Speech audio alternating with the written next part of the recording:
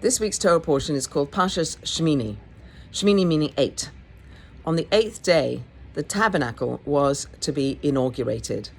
Moses, for the previous 7 days, had been constructing and deconstructing the tabernacle, and now we get to this 8th day.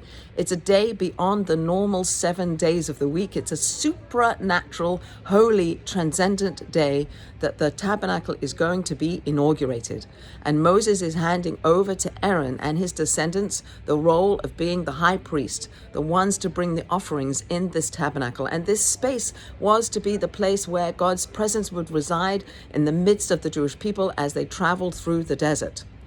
So we get to this 8th day. And on this 8th day, the inauguration day, that's going to be the most joyous day because all the work that the Jewish people, all the contributions that the Jewish people had given to make this structure would be blessed with the presence of God. And on that day, 2 sons of Aaron, Nadav and Avihu, they go into the holiest place, the Holy of Holies, with an offering that was not commanded. The result of which was that they died, that a heavenly fire comes down and consumes them. We have many, many commentaries about what it was that Nadav and Avihu did that caused their deaths. But what I want to speak about is Aaron's response to the death of his 2 sons, which was to be silent. Aaron was silent. But perhaps his silence did not express that he wasn't heartbroken and devastated by the loss of his 2 sons, but that he had work to do. He had to finish the inauguration service. He had to continue to do that inauguration day. He had work to do.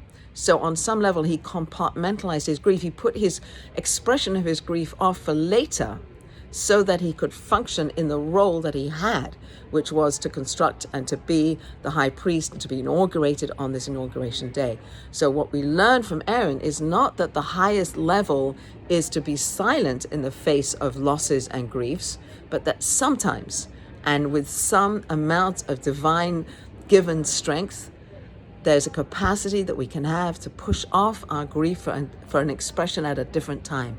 I have work to do now, says Aaron. I have to finish this inauguration service, and later I'll cry and I'll emote and I'll express the full gamut of the loss of the grief of my 2 sons. But right now he had to compartmentalize his grief. So when we read that Aaron was silent, perhaps we can understand that there's an acceptance here of the divine will and the divine decree, but it doesn't necessarily mean that he doesn't grieve openly.